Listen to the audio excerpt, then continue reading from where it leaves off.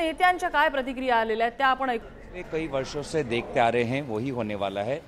कि प्रधानमंत्री मोदी जी अपने बजट के द्वारा अपने करीबी करोड़पतियों को मदद करेंगे और उन करीबी करोड़पतियों को नई जगह में निवेश करने के लिए सुविधाएं मिलेगी। अपने कंपनियों को और राहत मिले बैंकों से टैक्स नियमों के द्वारा इस प्रकार के निर्देश हमको सुनने को मिलेंगे और जो मध्यम वर्ग हैं, जो छोटे दुकानदार हैं, जो ईमानदार टैक्स पेयर हैं, उनको खोखले वायदे के अलावा और कुछ नहीं सुनने को मिलेगा।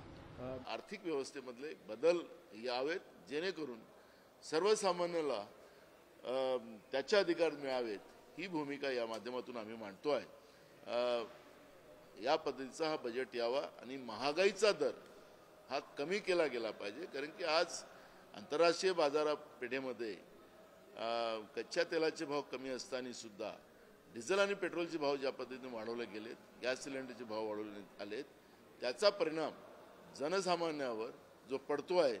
आणि त्याचे सगळे परिणाम महागाईच्या माध्यमातून देशाच्या जनतेला भोगावं लागतंय आणि म्हणून या बजेटच्या माध्यमातून महागाई पण कमी व्हावी अशा पद्धतीची भूमिका आमची आहे, काँग्रेसची आहे।